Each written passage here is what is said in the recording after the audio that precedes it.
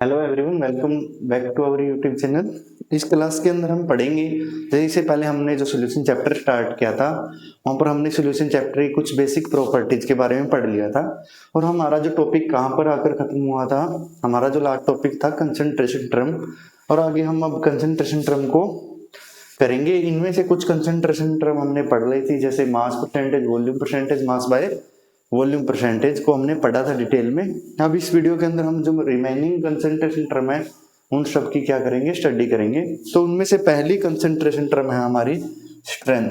तो स्ट्रेंथ का मीनिंग क्या होता है, ध्यान से देखो। हमारे पास कोई भी लिक्विड है, अगर वो 1 लीटर सॉल्यूशन के अंदर या किसी गिवन लिक्विड के अंदर कितने ग्राम हम सोल्यूट के क्या कर सकते हैं, डिजोल्व कर सकते हैं। Amount of solute dissolve in 1 litre of solution. भाई वो 1 लीटर सोल्यूशन कितने ग्राम सोल्यूट को डिजोल्व कर सकता है, वो उसकी क्या स्ट्रेंथ। फिर उससे नेक्स्ट कंसंट्रेशन टर्म क्या है, मोलैरिटी।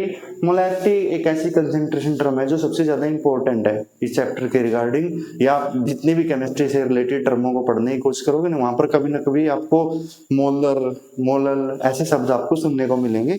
वो सब क्या किसके बारे में बताते हैं, मोलैरिटी के बारे में बताते हैं। मोलैरिटी का मीनिंग क्या होता है, जैसे एन से हम लिखते हैं mole, number of moles present in 1 litre. 1 litre कोई भी सोल्यूशन है उसके अंदर कितने मोल प्रेजेंट है उसको हम क्या बोलते हैं, मोलैरिटी। और मोलैरिटी में भी number of moles of solute, लेकिन यहाँ पर मास ऑफ क्या होगा, सोलवेंट। अगर ग्राम में ले रहे हैं तो ऊपर किसे मल्टीप्लाई कर दोगे, 1000 से। इसका मोलैरिटी का मतलब होता है कि कितने मोल हमारे किसके, सोल्यूट के डिजोल्व हैं किसके अंदर, 1 kg सॉल्वेंट के अंदर, उसको हम क्या बोलते हैं, मोलैरिटी। और फिर होता है नॉर्मेलिटी। देखो नॉर्मेलिटी का मीनिंग क्या है, अगर हमारे पास कोई भी सोल्यूशन है, चाहे वो मान लो एसिडिक है या फिर क्या है, बेसिक है। अगर मान लेकर चले कि वो सोल्यूशन बेसिक है तो उस सोल्यूशन के अंदर हम कितना एसिड डालें। अब एसिड डालने के बाद रिएक्शन होगी न्यूट्रलाइजेशन। तो नॉर्मेलिटी हमें बताती है किसी भी सॉल्यूशन की रिएक्शन करने की एबिलिटी के बारे में बताती है, भी कोई भी सॉल्यूशन कितना रिएक्शन कर सकता है अपने आप को न्यूट्रलाइज करने के लिए, या फिर नॉर्मल लैंग्वेज में हम स्टेबलाइज करने के लिए बोल सकते हैं। और उससे जो नेक्स्ट कंसंट्रेशन टर्म है उसको बोलते हैं पार्ट पर मिलियन। इसमें कुछ भी नहीं है, जितनी भी हमने कंसंट्रेशन टर्म पढ़ी है ना, सभी को 10 की पावर 6 से हमने क्या कर देना है, जस्ट मल्टीप्लाई कर देना है। और उसके बाद कौन सा है, मोल फ्रैक्शन। ये भी आसान सा है, जैसे मास बाय वॉल्यूम परसेंटेज है ना, ऐसे ही आपका क्या है, मोल फ्रैक्शन। देखिए अब हम पढ़ते हैं 1 बाय 1 इन टर्म के बारे में। तो जो हमारी पहली टर्म है वो कौन सी है, स्ट्रेंथ। तो अब मैंने स्ट्रेंथ के बारे में आप लोगों को बताया ही है कि हमारे पास कोई भी सोल्यूशन है, वो मान के चलो कितने लीटर, 1 लीटर है। तो 1 लीटर सोल्यूशन के अंदर हम कितने ग्राम इसके सोल्यूट के क्या कर सकते हैं, डिजोल्व कर सकते हैं। देखो वेट ऑफ सोल्यूट इन ग्राम, देखो सोल्यूट का वेट किसके अंदर, ग्राम्स के अंदर। और पर litre of solution, 1 litre solution के अंदर हमारे सोल्यूट का वेट क्या है ग्राम में, उसको हम उस सोल्यूशन की क्या बोलते हैं, स्ट्रेंथ बोलते हैं। इसे नेक्स्ट देखिए, जैसे नेक्स्ट हमारी कंसंट्रेशन टर्म है वो क्या है, मोलैरिटी। और दूसरी कंसंट्रेशन कौन सी है, मोलैरिटी। दूसरी कंसंट्रेशन टर्म मोलैरिटी है, पहली कौन सी है, मोलैरिटी। मोलैरिटी का मीनिंग देखिए यहाँ पर क्या होता है, मोलैरिटी का मतलब होता है कि हमारे सोल्यूट के कितने मोल हम डिजोल्व करें किसके अंदर, 1 लीटर सोल्यूशन के अंदर। Amount of moles present in 1 litre of solution. 1 litre solution के अंदर मोल्स कितने प्रेजेंट है हमारे सोल्यूट के, उसको हम क्या बोलते हैं, मोलैरिटी। और इसके लिए हम मोलर शब्द यूज करते हैं, जैसे 3 मोलर, 4 मोलर, 5 मोलर।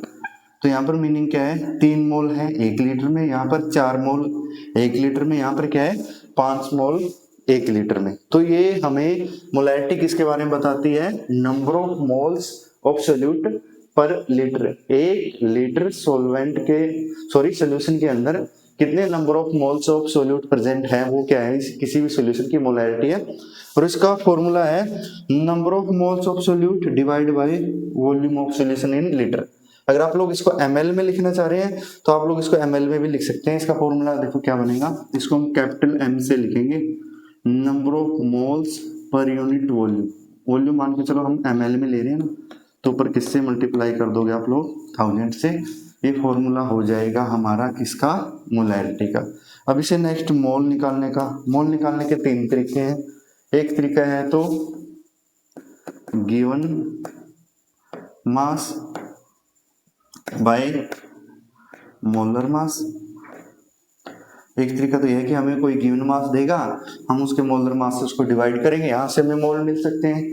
दूसरा तरीका है हमें नंबर ऑफ पार्टिकल्स गिवन मिल सकते हैं, उसको एवोगाड्रो नंबर से हम क्या करेंगे, डिवाइड करेंगे, यहाँ से भी हमें मोल मिल सकते हैं। या फिर हमें वो क्या दे, वॉल्यूम दे दे हमें। तब अगर हमें कोई वॉल्यूम लीटर में प्रेजेंट है तो उसको हम 22.4 से डिवाइड करेंगे, यहाँ से भी हमें क्या मिल जाएंगे, मोल।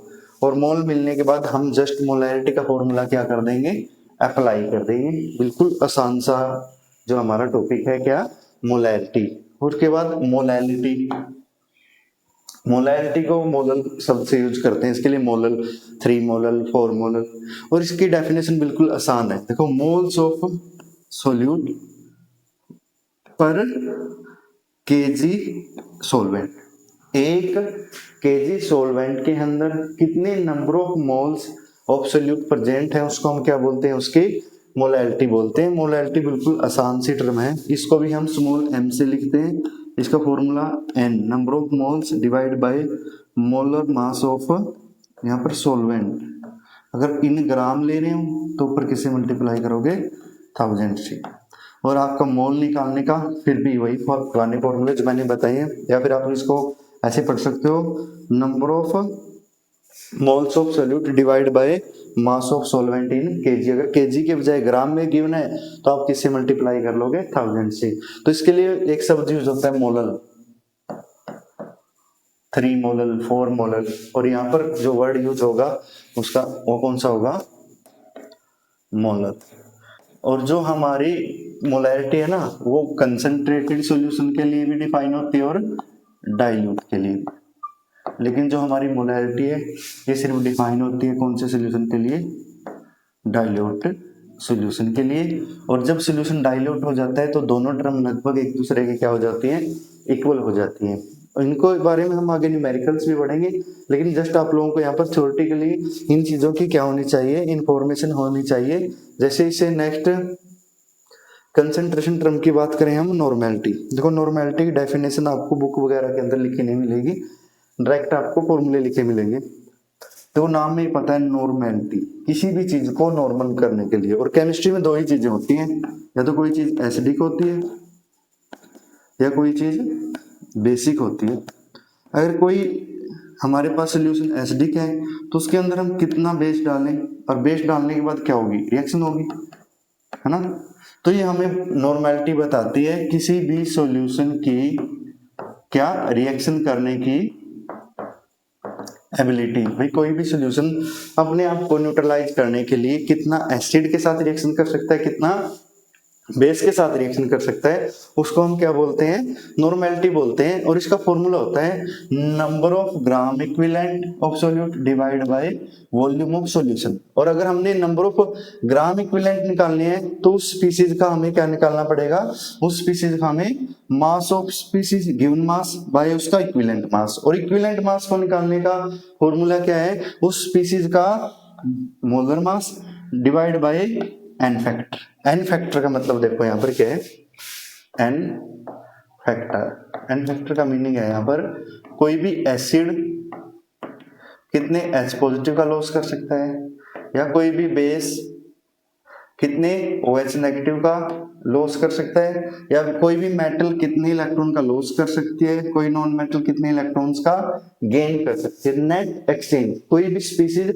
अपने आप को स्टेबलाइज करने के लिए किन्हीं चीजों का लॉस कर रही है, गेन कर रही है। जैसे एसिड H पॉजिटिव का लॉस करेगा, बेस है H पॉजिटिव का गेन करेगा, मेटल है इलेक्ट्रॉन का लॉस करेगी, नॉन मेटल है गेन करेगी। या कोई भी स्पीसीज के ऊपर कितना चार्ज है उस चार्ज को ही हम उसका क्या बोलते हैं, एन फैक्टर। एन फैक्टर का मतलब होता है नेट चेंज। कोई भी चीज या कोई भी स्पीसीज अपने आप को स्टेबलाइज करने के लिए किन चीजों का लॉस कर रही है, किन चीजों का गेन कर रही है, उन सभी को हम क्या बोलते हैं, उसकी एन फैक्टर बोलते हैं। और इसका फॉर्मूला बिल्कुल आसान है, क्या है, number of gram equivalent dissolve 1 litre of solution. 1 litre solution के अंदर कितने नंबर ऑफ ग्राम इक्विवेलेंट है। देखो फॉर्मूला बिल्कुल आसान, नॉर्मेलिटी का क्या है, number of gram equivalent divide by volume of solution ml into 1000।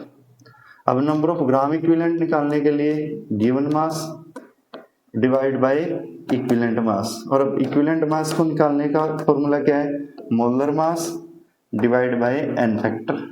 यहाँ पर मैंने सब लिख ही रखा है, देखो ध्यान से, number of gram equivalent divide by volume of solution.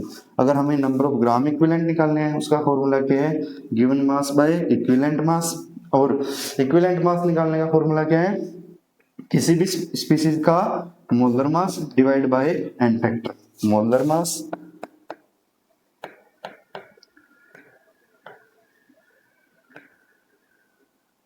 Divide by N factor.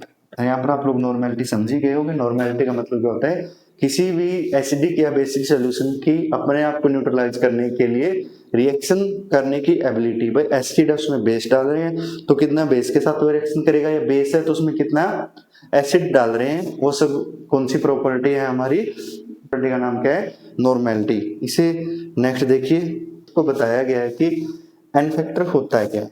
देखो एन फैक्टर का मतलब है भी कोई भी स्पीसीज अपने आप को स्टेबलाइज करने के लिए या ऑक्सीडाइज होगी या रिड्यूस होगी। तो ऑक्सीडेशन का मतलब भी लॉस ऑफ इलेक्ट्रॉन है, रिडक्शन का मतलब भी क्या है, गेन ऑफ इलेक्ट्रॉन है।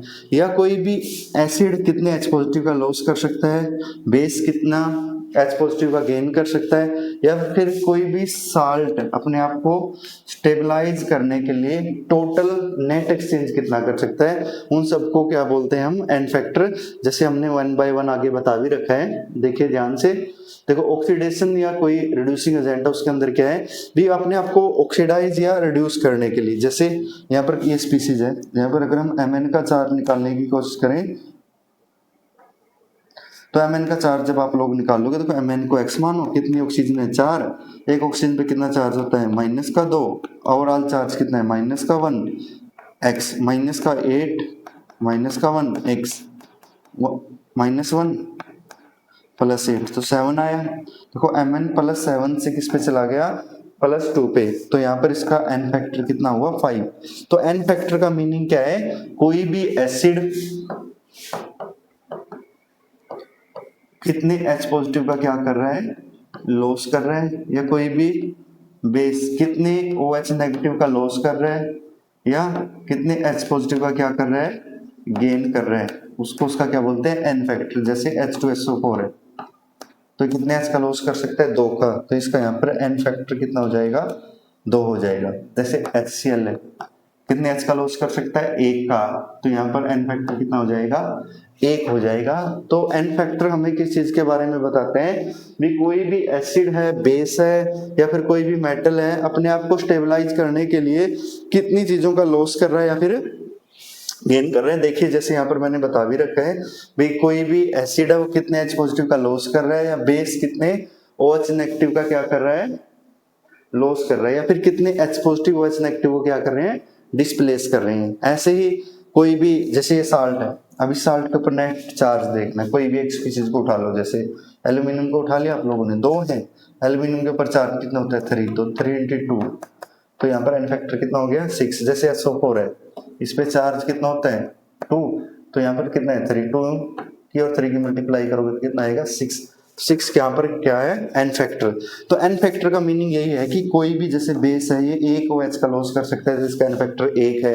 जैसे H2SO4 कितने H का लॉस कर सकता है, 2 H का लॉस कर सकता है, तो यहाँ पर इसका एन फैक्टर कितना है, 2 है। तो एन फैक्टर का मीनिंग है भी नेट एक्सचेंज, कोई भी मेटल नॉन मेटल अपने आप को स्टेबलाइज करने के लिए, या कोई एसिड बेस अपने आप को स्टेबलाइज करने के लिए एक पर्टिकुलर स्पीसीज का लॉस या क्या कर रहा है, गेन कर रहा है, उसको हम क्या बोलते हैं, एन फैक्टर बोलते हैं। अभी तक हम किसके बारे में पढ़ रहे हैं ना, कंसंट्रेशन टर्मों के बारे में पढ़ रहे हैं, वो डिफरेंट टाइप की कंसंट्रेशन टर्म ने अब पढ़ी भी है। और इसे जो नेक्स्ट देखिए, इसे नेक्स्ट में क्या बताया गया, देखो पार्ट पर मिलियन, मैंने बोला ही था तो जितनी भी आपकी कंसंट्रेशन टर्म है, जैसे मास परसेंटेज हो गया, मास बाय वॉल्यूम परसेंटेज हो गया, ये क्या हो गया वॉल्यूम परसेंटेज, ये मास बाय वॉल्यूम, ये मास परसेंटेज। अब इनकी डेफिनेशन तो आप लोगों ने पढ़ी ली है, तो उनके जस्ट किसके साथ मल्टीप्लाई कर लेते हैं, 10 की पावर 6 से, उसको हम क्या बोलते हैं, पार्ट पर मिलियन। मिलियन का मतलब आपको पता ही है 10 की पावर 6। तो ये देखो, the number of parts of solute present in 1 million part of a solution, किसी भी सोल्यूशन के मिलियन पार्ट के अंदर, 1 मिलियन पार्ट के अंदर कितने सोल्यूट प्रेजेंट है, उसको हम उसका क्या बोलते हैं, पार्ट पर मिलियन। 1 मिलियन में कितना पार्ट है उसको हम क्या बोलते हैं, ppm। अब देखो यहाँ पर कुछ इंपॉर्टेंट बातें आप लोग याद रखना। देखो हमेशा W परसेंटेज का फॉर्मूला आप लोगों ने पता है ना, मास of solute divide by mass of किसका, सॉल्यूशन का, इनटू क्या हो जाएगा 1000।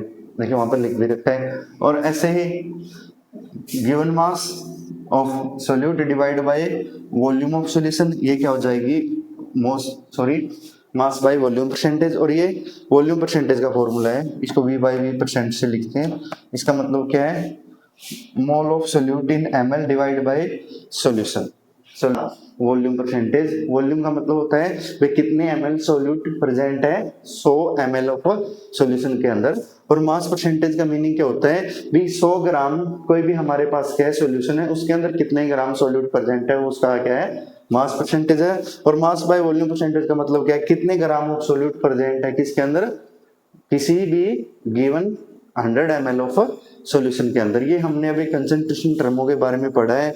और इसे जो नेक्स्ट हमारी वीडियो रहेगी, उस वीडियो में हम इन सभी के सभी कंसंट्रेशन टर्म के बारे में क्या करेंगे, डिटेल में पढ़ेंगे और उनके न्यूमेरिकल्स को करेंगे। देखो